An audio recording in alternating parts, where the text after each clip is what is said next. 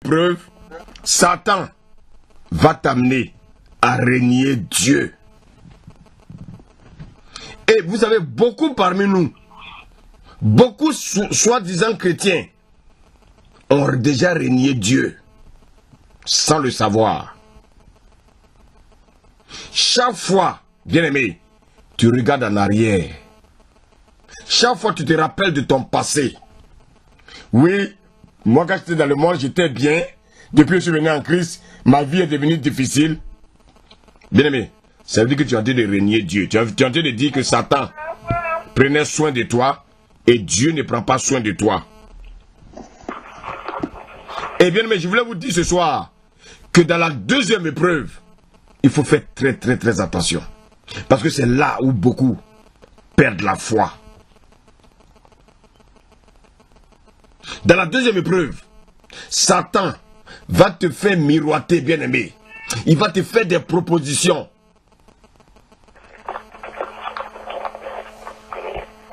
Satan, il va même te dire, oh, la parole que tu écoutes là, ce n'est pas l'évangile. Viens, je vais te montrer un autre évangile. Il va te conduire vers l'évangile de la prospérité. Pourquoi?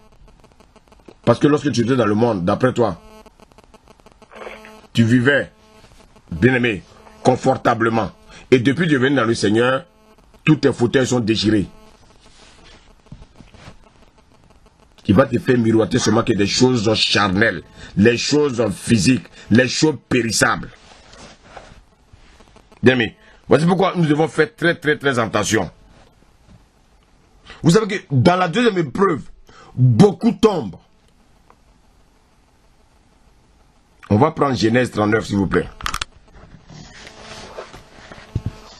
Genèse 39. Amen. Amen.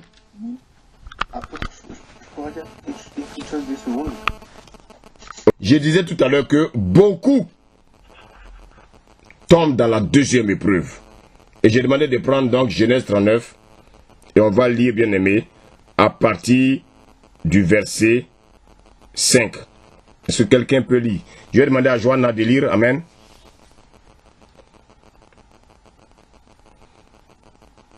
Genèse 39, à partir du verset 5. Amen. Amen. Dès que Potiphar lui établit, responsable de sa maison et de tous ses biens, l'Éternel bénit la maison de cet Égyptien à cause de Joseph. Et la bénédiction de l'Éternel reposa sur tous ses biens, que ce soit à la maison ou au champ. Amen. Continue, s'il te plaît. S'il te plaît. Il abandonna tous ses biens entre les mains de Joseph et il ne prenait connaissance de rien avec lui, sauf de sa propre nourriture. Or, Joseph était beau à tout point de vue. Alléluia. La Bible dit, Joseph était beau de taille et beau de figure. Un chrétien n'a pas besoin de chercher quelqu'un qui est beau de taille ou de figure. Et vous allez comprendre les dégâts que ça peut causer. Le fait d'être trop beau aussi, bien aimé, ça peut être un avantage pour toi, ça peut être aussi, bien aimé, une pierre d'achoppement aussi pour toi. Beaucoup de filles sont allées à l'église, elles étaient belles, elles cherchaient Dieu. Elles sont tombées dans la séduction des chantres. Dans la séduction des chantres. Écoutez-moi bien. Vous rentrez dans une église, il y a des chantres, sortez. Ils sont tous des impudiques.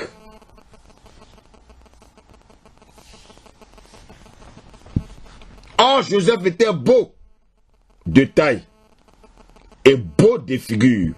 Vous voyez quelle précision. Vous cherchez les hommes qui sont beaux. Vous cherchez les hommes qui sont beaux. Beaux de taille, beaux de figure. Des hommes... c'est-à-dire l'aspect extérieur. Mais tant que tu auras la pensée de l'aspect extérieur, bien aimé, c'est que tu n'es pas encore converti. Je vous le dis, hein. Bon, elle est déconnectée. Quelqu'un peut lire le verset 7. Maël, s'il te plaît. Verset 7.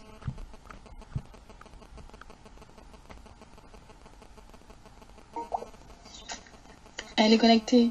Elle est Elle peut connectée? lire si vous voulez. Elle a des problèmes de connexion, mais je peux lire. Ok, vas-y, oui. En fait, on est connectés ensemble. Ok. Après ces choses, vas-y. Après cela, la femme de son maître porta les yeux sur Joseph et dit, « Couche avec moi. » Amen. La femme de son maître leva les yeux, la convoitise des yeux sur Joseph. La convoitise des yeux fait beaucoup de dégâts. Et c'est cette convoitise-là, bien-aimé, qui vous anime jusqu'à ce jour-là. Vos yeux veulent regarder les choses qui brillent. Vos yeux veulent regarder les choses qui brillent. Et c'est ce que Satan fait. Quand il sait que tu es rempli de convoitise, quand il sait que tu n'es pas encore un chrétien, tu es un chrétien yo-yo, qu'est-ce qu'il fait? Il va t'envoyer des choses pour faire briller tes yeux. Ah, tu as vu ce jeune-là, mais il est beau, hein? Mais il est beau, hein? Mais c'est un vendeur de drogue. Vous aimez ce genre de personnes-là. Il est beau, hein? Mais il court toutes les femmes. Vous aimez ça. Simplement parce que vous voulez montrer au monde que votre mari est beau ou bien votre femme est belle. C'est tout ce qui vous intéresse. Au lieu de rechercher la volonté de Dieu, ce qui vous intéresse, c'est de dire oui, pour que oui, mes amis sachent que mon gars est beau. Si tu as cette pensée-là, il faut te repentir. La femme dit, couche avec moi. Mais je vous pose la question là. On dit la femme de Potiphar, la femme d'un général de l'armée, le ministre de la défense de l'Égypte. Tu travailles chez elle et elle te demande de coucher avec elle alors que tu n'as rien. Dites-moi la vérité, qu'est-ce que vous allez faire? Tu n'as pas de papier. Et la femme, tu arrives là, tu tombes sur la femme de Hollande. Elle dit, ah, en tout cas, moi, je veux de toi. Qu'est-ce que tu fais? Si tu refuses, je te ramène à la frontière. C'est là on voit les vrais chrétiens. Couche avec moi. Bien-aimé, Joseph ici avait une opportunité de devenir très riche en Égypte. Bien-aimé, par le canal de la femme de Potiphar. Il suffisait simplement que Joseph enlève son pantalon. Parmi nous, beaucoup allaient enlever leur pantalon. Parce qu'ils n'ont pas confiance en Dieu. Beaucoup allaient enlever leur pantalon, rentrer dans le compromis. Beaucoup allaient enlever leur pantalon parce que c'est la femme d'un ministre.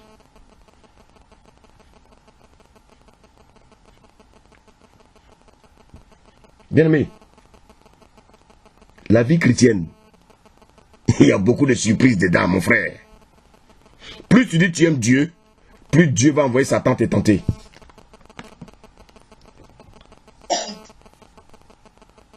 Beaucoup sont tombés à cause de la convoitise des yeux. Le monsieur hybride, peut-être c'est un vendeur de drogue, c'est un sorcier, c'est un franc-maçon. Tu le vois, tu commences à trembler. Parce que peut-être que tu l'as vu entre ses mains, une Bible. Mais avoir une Bible dans la main ne veut pas dire qu'on est pasteur ou bien on est chrétien. Est-ce que si j'ai la robe de ma femme entre mes mains, ça veut dire que je suis une femme? Non. Mais regardez, qu'est-ce que la Bible nous dit? Qu'est-ce que Joseph va faire? Qu'est-ce que Joseph va faire, bien-aimé? Lis la suite. Il refusa. Ah, il refusa. Bien-aimé. Il dit à la Oui, continue. Il dit à la femme de son maître, voici mon maître ne prend avec moi connaissance de rien dans la maison. Et il a remis entre mes mains tout ce qui lui appartient. Il n'est pas plus grand que moi dans cette maison et il ne m'a rien interdit. Ouais, il dit, son patron n'est pas plus grand que lui dans cette maison. Est-ce que toi tu peux avoir le courage de dire ça, frère? Continue, servante. Parce que tu es sa femme. Comment ferais-je un aussi grand mal et pécherais-je contre Dieu? Chaque fois tu désobéis à Dieu, chaque fois tu pratiques des choses ténébreuses, bien-aimé, tu fais un grand mal à Dieu et tu pèches contre Dieu. Chaque fois Dieu te révèle sa volonté et tu luttes avec la volonté de Dieu et tu veux faire la tienne. Bien-aimé, ça veut dire quoi? Ça veut dire que tu fais un grand mal et tu pèches contre Dieu. Continue la lecture, s'il te plaît. Amen. Amen. Quoiqu'elle parlât tous les jours à Joseph, il refusa de coucher auprès d'elle, d'être avec elle. Écoutez-moi bien. Vous là, la première fois seulement, vous allez tomber. Elle a tenté plusieurs fois. Mais chaque fois qu'elle revenait, Joseph est resté constant.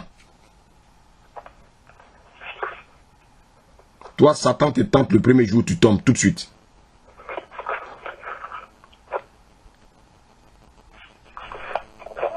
Tu vois une femme dans la rue, tu oublies que tu es marié.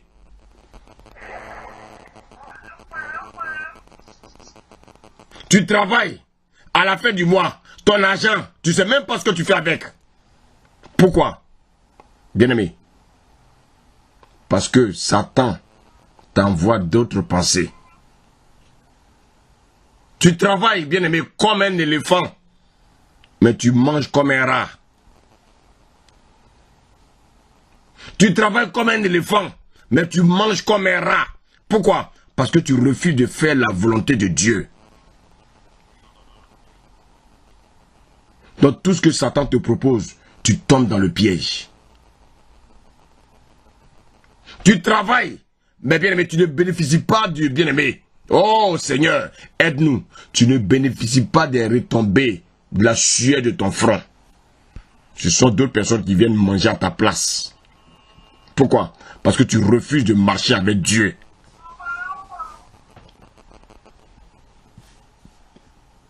Bien-aimé, j'ai dit, Joseph aurait pu tomber avec la femme de son patron. Il allait être riche. Écoutez-moi bien. Il allait être très riche, mais il allait tout perdre avec Dieu.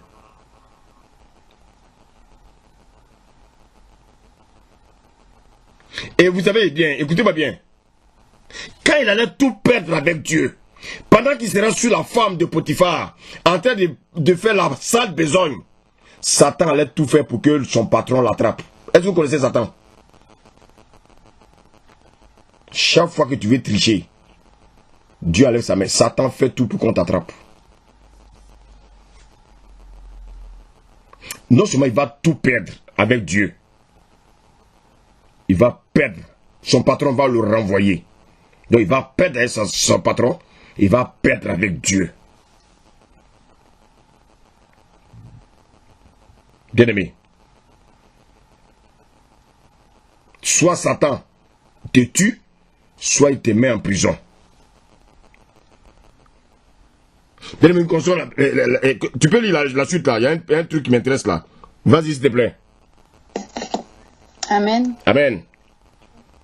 Un jour qu'il était entré dans la maison pour faire son ouvrage, et qu'il n'y avait là aucun des gens de la maison, elle le saisit par son vêtement en disant « Couche avec moi ». Il lui laissa son vêtement dans la main et s'enfuit au dehors. Waouh! Est-ce que tu es prêt à laisser la convoitise? Est-ce que tu es prêt à laisser le péché? Joseph était en train de dire à cette femme-là, j'enlève le péché parce que moi je ne marche pas dans le péché. Bien-aimé, tout à l'heure on a dit que nous voulons nous revêtir de Christ et non nous revêtir du péché. Nous repêcher des habits sales. Joseph a enlevé de l'habit qui était sale.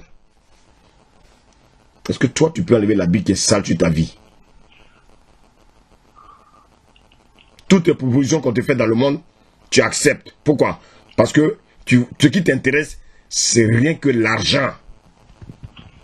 L'argent. Écoutez-moi bien. Regardez l'intégrité de Joseph. Je vais vous dire une chose.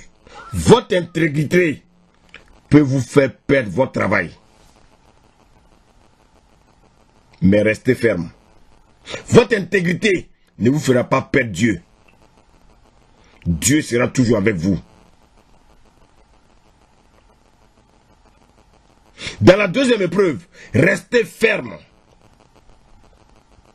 Bien-aimé, restez ferme et honnête. Joseph a été ferme et honnête. Ça veut dire quoi? Joseph avait la même nature que toi et moi. Ça veut dire que, bien-aimé, tu peux aussi rester ferme et honnête. Tu n'as pas besoin de rentrer dans le compromis. Et c'est en cela que tu auras une vie chrétienne victorieuse. Ne soyez pas attachés au matériel. Ne soyez pas attachés à la chair. Ces choses-là vont vous perdre. Mais soyez attachés à la parole de Dieu. Soyez attachés, bien-aimés, à ce que Dieu vous dit. Ne soyez pas attachés au matériel. Le matériel va te perdre. Bien-aimés, beaucoup ont vendu leur âme au diable parce qu'ils cherchent les choses de la terre. Beaucoup ont vendu leur âme, bien-aimés, à Satan. Et bien-aimés, ce que Satan ne vous dit pas, c'est qu'à la fin, il vous arrache tout. Il vous arrache tout. Parce que quoi la Bible dit? Il est mieux, bien-aimé, d'amasser dans le royaume. Satan va t'arracher tout à la fin. Non seulement il va te tuer, mais il va arracher tous tes biens. Bien-aimé. Beaucoup sont allés dans le monde. Ils sont allés toucher à des fétiches. Mais se disant chrétiens, ils sont allés toucher, bien-aimé, à des choses macabres. Et ils font souvent semblant d'être des hommes spirituels. On ne se moque pas de Dieu. L'épreuve, bien-aimé, se passe où? C'est dans le cœur. Bien-aimé, chaque fois que tu as été tenté, as-tu cédé ou bien es-tu resté ferme? Vous les jeunes là, quand vous sortez, vous voyez toutes sortes de belles femmes.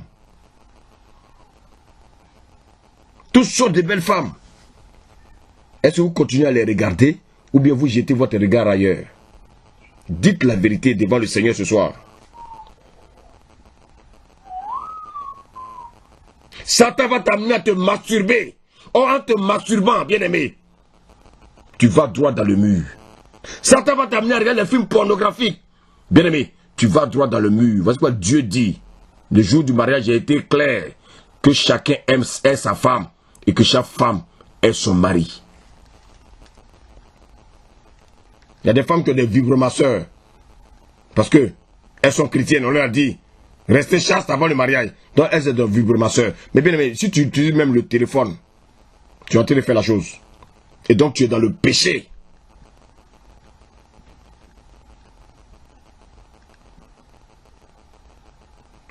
Si tu ne veux pas brûler, marie-toi. Vous avez vu comment Dieu est sage. Parce que Dieu sait que vous aimez brûler.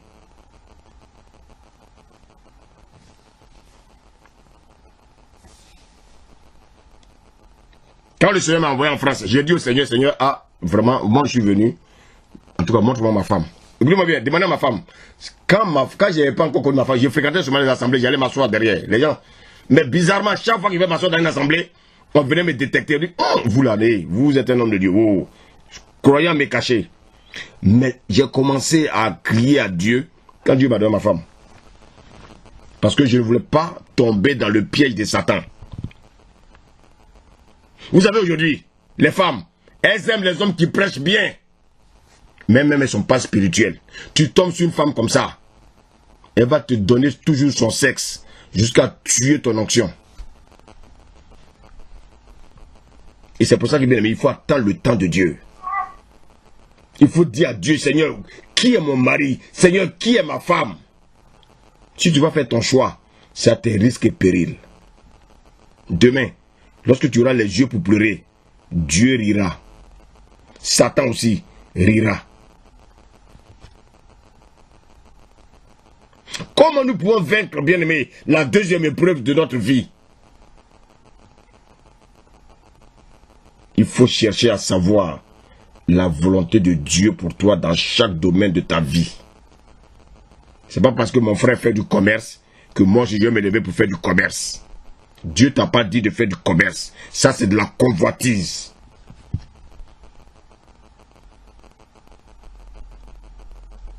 Bien-aimé. Et malheureusement la convoitise ça apprend où? C'est surtout dans les lieux de travail. Tu vois une collègue là qui a une chaussure, tu ne sais même pas comment elle a fait pour acheter la chaussure, tu vas aller t'endetter. Aussi acheter la même chaussure, une chaussure de 300 €. Tu vas aller t'endetter. Et quand tu viens à l'église, on te dit de faire offrande, tu es incapable de faire offrande. Mais tu pries Dieu pour que Dieu te bénisse. Vous avez vu combien de fois nous sommes insensés?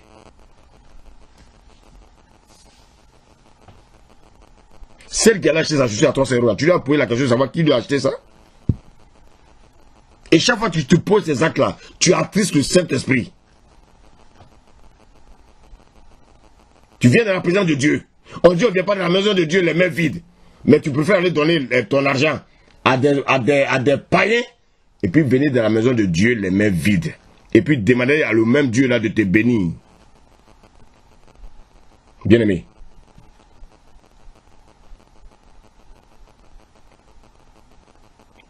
Écoutez-moi bien.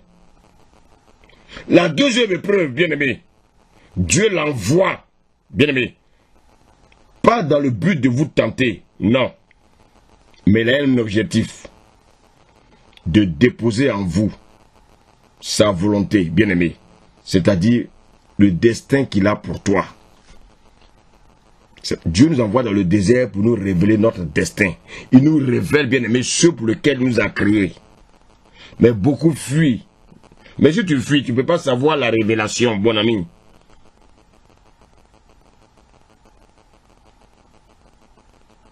Dieu peut t'envoyer dans le désert. Il peut envoyer Josué dans le désert.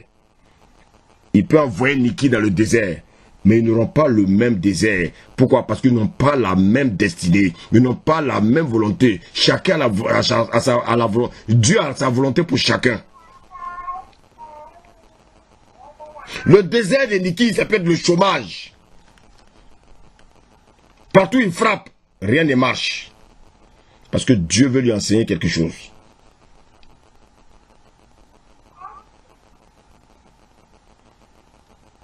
Dieu veut lui enseigner quelque chose.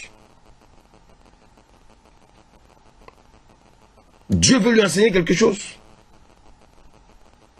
Le désert de Josué, ça peut être sa femme qui est toujours en train de lui faire des histoires. Dieu est en train de préparer Josué à savoir comment il va réagir chaque fois que sa femme lui fait des histoires. Et c'est au travers de ce désert que Dieu va transformer sa femme.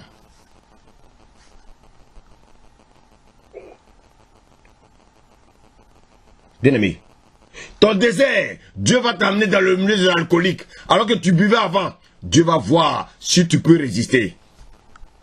Aujourd'hui, les chrétiens, ils ont la nostalgie de l'alcool. Ils parlent de la bière, comment on appelle ça? La bière, comment ils appellent ça? Panache. Mais bien, mais tu bois panache, ça veut dire que tu bois la bière. Ne nous trompons pas, on ne peut pas tromper Dieu. Tu as encore la nostalgie de la bière. Ça, c'est Satan qui vous prouve, qui est en train de vous tenter encore dans la deuxième épreuve. Dites-moi, si je mets une goutte de vin dans une bouteille, que je remplis le reste de l'eau, c'est pas le vin? Si je remplis une bouteille, un verre de pipi dans une bouteille d'1 litre, que je remplis ça d'eau, c'est pas une pipi? Vous voulez tromper qui? Dieu? Alors si tu as encore un esprit d'alcool dans ta vie, il faut arrêter une fois pour toutes. C'est parce qu'au mariage, j'ai pas vu ça tôt. J'allais casser toutes les bouteilles. Je veux des gens sincères avec Dieu. Pas des gens mélangés. Panache, panache. Apprenons à être sérieux avec Dieu. Qui peut tromper Dieu? Et parce qu'on a dit de ne pas avoir de vin, monsieur s'est permis d'envoyer des panaches. Parce qu'il est plus intelligent que tous. Il veut forcément faire plaisir à ses amis, au lieu de faire plaisir à Dieu. Il veut faire plaisir à ses amis.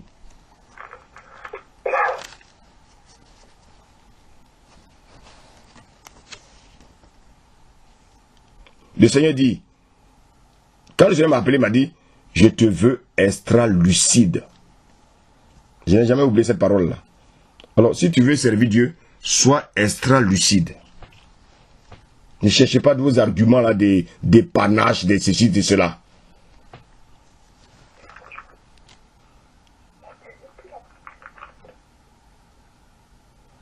Bien-aimé, la nostalgie, faites très attention.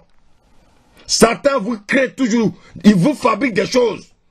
Et vous raisonnez, non mais ça non, ça on appelle ça la panache, ça c'est la panache. Mais panache, il y a quoi dedans, mon ami? Le pasteur Gilbert me disait, mais tu as vu, les gens là, ils mentent, ils boivent la bière, ils disent panache. Ils ne sont pas encore convertis. J'ai dit, mais pasteur, c'est-à-dire, les gens croient qu'ils sont plus intelligents que Dieu. Vous avez la nostalgie de la bière. Comment je peux être esclave de la boisson? Les païens boivent, je bois. J'ai la nostalgie. Parce que, on dit un chrétien ne boit pas. Alors comme l'esprit d'alcool est encore à moi, je cherche des arguments.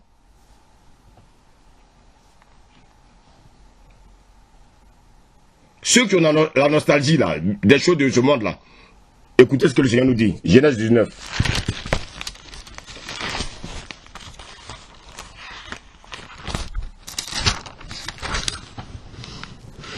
Genèse 19.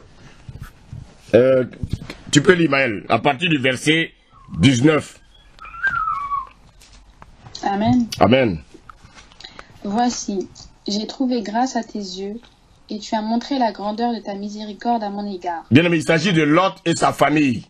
Lorsqu'ils étaient à Sodome et Gomorrhe, bien-aimé, Dieu a décidé d'aller détruire Sodome et Gomorrhe à cause des abominations. À cause de quoi? Des personnes qui pratiquaient l'homosexualité. Bien-aimé, la vie de désordre, l'alcool. Dieu a dit, bon, je vais détruire cette ville-là. Et Dieu va envoyer ses anges pour libérer à cause de l'intercession d'Abraham. Dieu va dire, bon, je vais sauver ta famille, Lot et sa famille.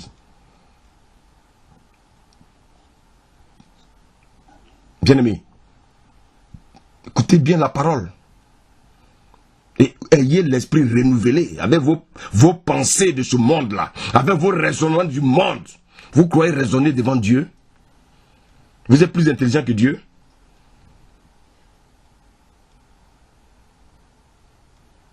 Vous remplissez la bière à 3 quarts, vous mettez un quart d'eau. C'est quoi? Ça c'est l'eau?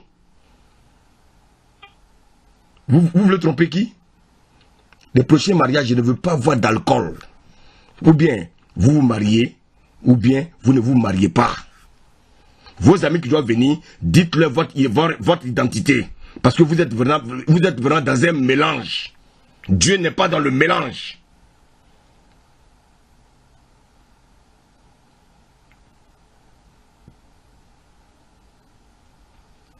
Si vous voyez des chrétiens boire leur panaché, ils n'ont qu'à boire leur panaché. Mais bien, dans cette assemblée, on ne boit pas de panaché. Parce que c'est de l'alcool. Vous allez tromper qui? Lis la suite, s'il te plaît. Amen. Amen. En me conservant la vie, mais je ne puis me sauver à la montagne avant que le désastre m'atteigne et je périrai.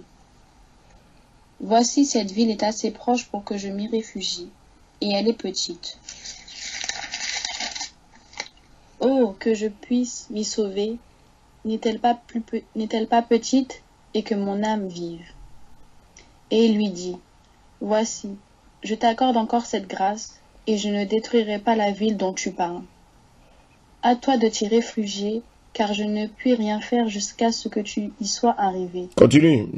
C'est pour cela que l'on a donné à cette ville le nom de Tsoar. Le soleil se levait sur la terre lorsque Lot entra dans Tsoar. Alors l'Éternel fit pleuvoir du ciel sur Sodome et sur Gomorrhée du soufre du feu de par l'Éternel. Continue. Il détruisit ces villes, toute la plaine et tous les habitants des villes, et les plantes de la terre. La femme de Lot regarda en arrière, et elle devint une statue de cèdre. Merci, Maël. Lorsqu'on regarde en arrière, c'est-à-dire qu'on est encore nostalgique du passé. La femme de Lot, bien aimé, a regardé à tout ce qu'elle allait laisser dans le monde. L'alcool, tout ça. La belle vie.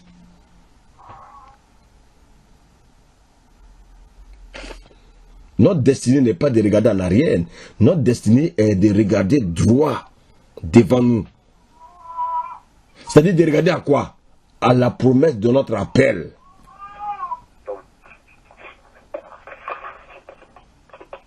Et c'est là, bien-aimé, que tu auras la révélation personnelle du plan de Dieu pour ta vie.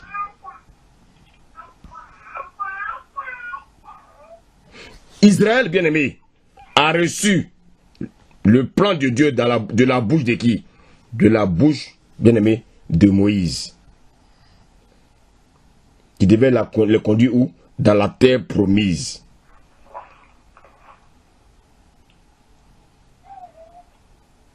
Mais est-ce qu'ils étaient sûrs de l'endroit où Moïse les conduisait? Est-ce qu'ils étaient sûrs de l'endroit où Moïse les conduisait?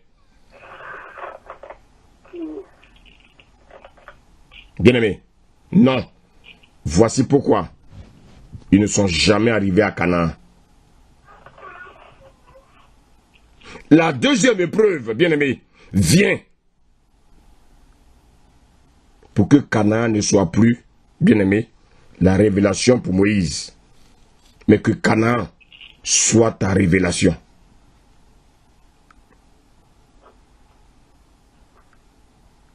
Bien-aimé, bien-aimé,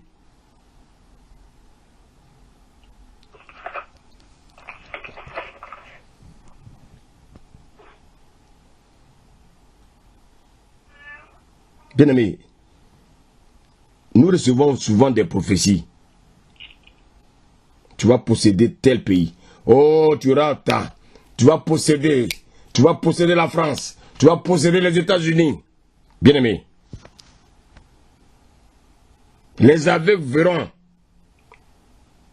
Mais de quel aveugle Dieu parle? Il parle des aveugles spirituels, frère. Ça, c'est la prophétie sur ta vie. Maintenant, la deuxième épreuve, bien-aimé, viendra pour que cela soit assis et posé en toi. Réussir l'épreuve de la nostalgie, bien-aimé, c'est d'avoir la vision de Dieu. Et pourquoi la vision de Dieu? Cette vision, bien-aimé, te donnera de la détermination.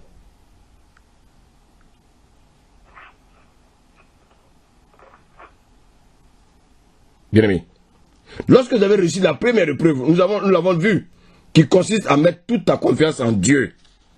C'est-à-dire, toute ton assurance en Dieu. Lorsque tu es convaincu, c'est Dieu qui s'occupe de ton lendemain. Lorsque tu es sûr, bien-aimé, que tous tes besoins vitaux sont conduits par Dieu. Lorsque tu sauras que tu ne dois plus t'inquiéter de rien, du manger, du boire et du vêtir. Bien-aimé, lorsque tu seras conscient de ça, Dieu prendra ça en charge. Même si vous n'avez plus rien dans votre poche, Dieu ne vous laissera pas mourir de faim, jamais. Ça, c'est la première épreuve. La deuxième épreuve, bien-aimé, permet à Dieu de vous montrer la vision, bien-aimé, qu'il a pour votre ministère. Et c'est là que beaucoup retournent dans le monde.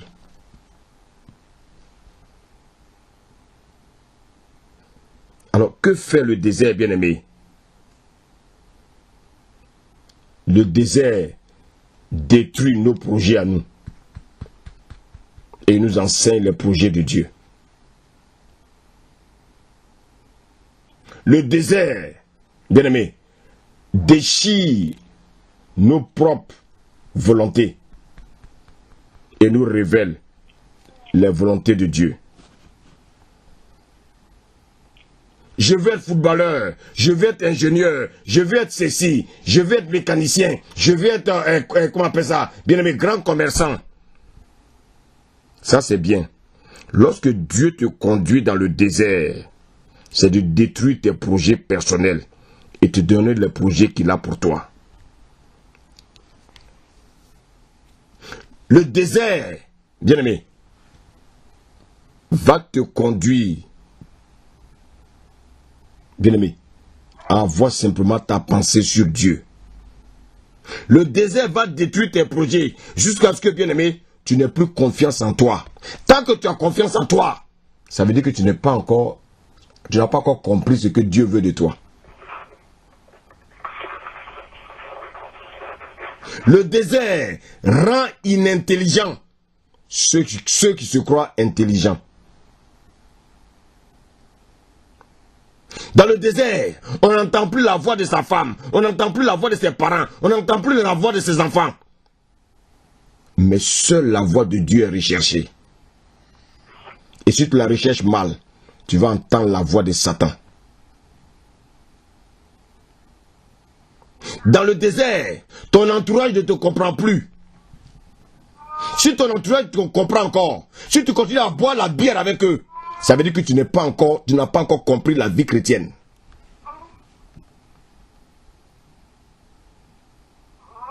Dans le désert, les hommes ne te comprendront pas. Dans le désert, tu n'as plus d'assurance. Le désert va te faire douter de toi. Bien-aimé, prenez courage.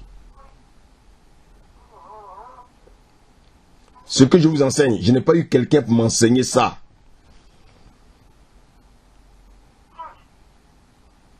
La rigueur. J'avais quelqu'un de rigoureux, mais il ne m'a pas enseigné ces choses-là. Bien-aimé, tu veux réussir à Dieu, sois rigoureux avec toi-même, sois rigoureux avec ta chair, détruis ta chair. Si ta chair aime encore les choses de ce monde, bien aimé, il sera difficile pour toi de rentrer dans ton ministère.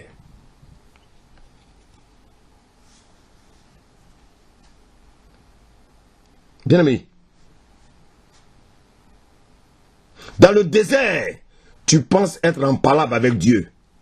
Parce que quand tu cries, tu n'entends pas. Tu demandes des choses, tu ne les vois pas. Tu crois que Dieu t'a abandonné. Mon ami, il est à côté de toi et il te regarde. Il est en train de voir simplement si tu es guéri des murmures. Il est en train de voir si tu as encore la nostalgie des choses du monde.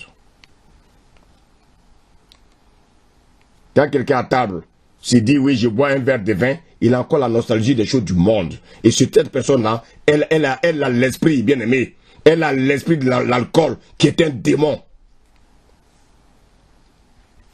Quand quelqu'un, bien aimé, dans sa bouche, il veut voir encore des bières panaches, ça veut dire qu'il a encore l'esprit de l'alcool. L'esprit est un démon en lui qui veut qu'il boive. Mais comme les chrétiens, il ne peut pas boire les autres. Donc, qu'est-ce qu'il fait? Il transforme, c'est-à-dire, il change simplement. C'est ça le diable, la ruse. Il est rusé comme le diable, parce que son père est rusé.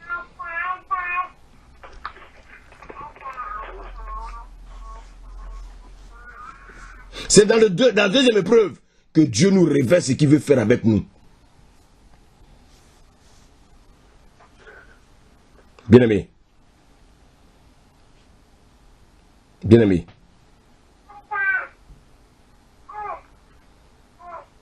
Dans la deuxième épreuve, tu risques même de divorcer. Ta femme qui était habituée à te voir dans l'opulence, à la fin du mois, le salaire tombait. Dieu va te dire, bon, le travail, allez, out. C'est là on va voir l'état de cœur de ta femme. Si elle t'a épousé pour servir Dieu, ou bien si elle t'a épousé parce que tu avais un salaire. Il faut qu'on vous enseigne la vérité de la parole, frère. C'est en Afrique. Malheureusement, l'Afrique est gâtée. Mais je me rappelle que quand je devenais chrétien, on voyait les vrais pasteurs, des gens qui vivaient par la foi. Tous à plein temps. Mais ils vivaient par la foi. Il y a des moments, ils étaient dans la disette, mais tu ne les voyais jamais fâchés. Ils étaient toujours heureux. Quand ils étaient aussi bénis, ils étaient toujours heureux. Mais nous, on ne sait plus vivre par la foi. Aujourd'hui, qu'est-ce que nous faisons? Comme nous ne vivons plus par la foi, nous remplissons nos congélateurs, bien aimés. Nous faisons des approvisionnements. Or, normalement, chaque jour, on devait compter sur Dieu. Mais comme on a peur du lendemain, ah, demain, je ne sais pas quel... Non, j'ai rempli mon frigo.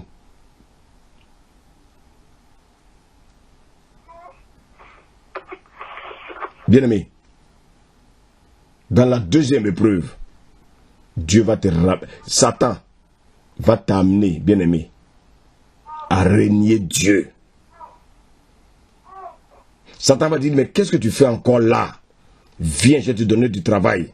Je vais te donner un bon travail. Il va te donner un travail où tu n'as même plus le temps d'adorer Dieu. Il va te donner un travail où tu n'as même plus le temps pour Dieu. J'ai béni le Seigneur, bien aimé. Ce travail que je vais arrêter ce week-end, bien aimé. Parce que Dieu ne veut pas. Je remercie la servante Laure qui était disposée pour confirmer encore ce message. Je ne veux plus te voir travailler les week-ends.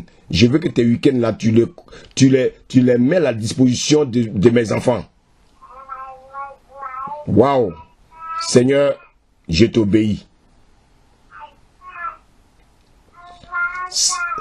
Je continue encore mon désert aussi, frère. Vous croyez que il y a des déserts, bien aimé, que je sais que c'est des déserts. Quand tu es dans le désert, tu sais que tu es dans le désert. Quand tu es un homme spirituel, mais quand tu n'es pas un homme spirituel, tu cries, tu murmures. Quand un chrétien est dans le désert, tu ne dois pas murmurer.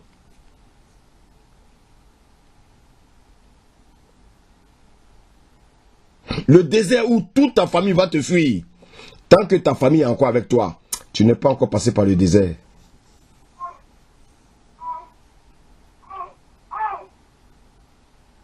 Tu auras envie d'aller te réconcilier avec tes propres parents, alors que Dieu t'est loin de tes parents. Mais toi, comme tu es plus amour que Dieu, tu es plus amour que Dieu, tu vas aller réconcilier ta famille avec toi. Alors que ta famille, ils sont des sorciers. C'est eux qui t'empêchent de rentrer dans le plan de Dieu. Dieu t'est loin d'eux. Toi, tu vas aller te réconcilier avec eux.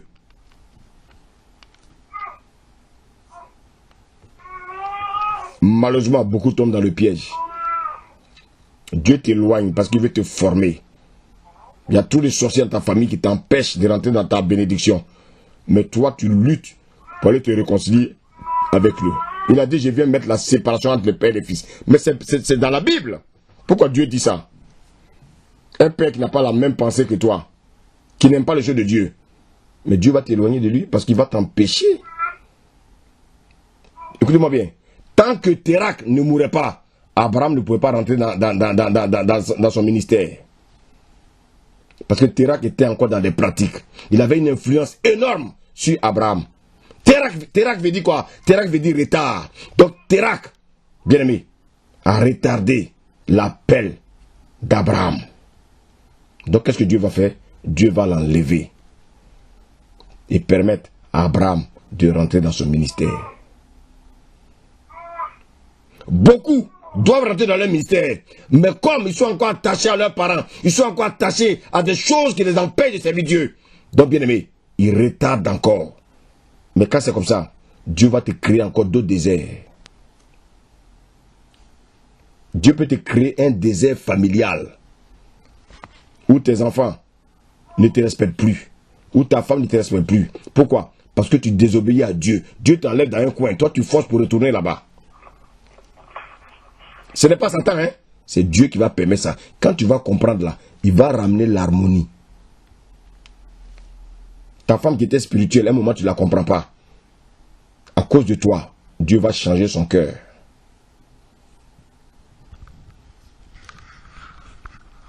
Bien, mais nous avons fini avec la deuxième épreuve. Et je crois que le Seigneur nous aidera. Le mercredi, nous allons encore parler de la troisième épreuve, bien aimé. Ne rate pas ça. La troisième épreuve du désert. Bien-aimés, nous avons déjà vu 2 déserts, 2 épreuves du désert. Et chacun se retrouve dedans. Qu'est-ce que tu regrettes aujourd'hui que tu n'as plus en Christ qui est resté dans le monde? Satan te dit, tu as vu, tu as laissé ça là-bas. Quand tu étais là-bas avec moi, tu as vu, maintenant tu n'as plus. Tu as vu, quand tu étais dans le monde, tu avais beaucoup d'amis, maintenant tu n'as plus d'amis.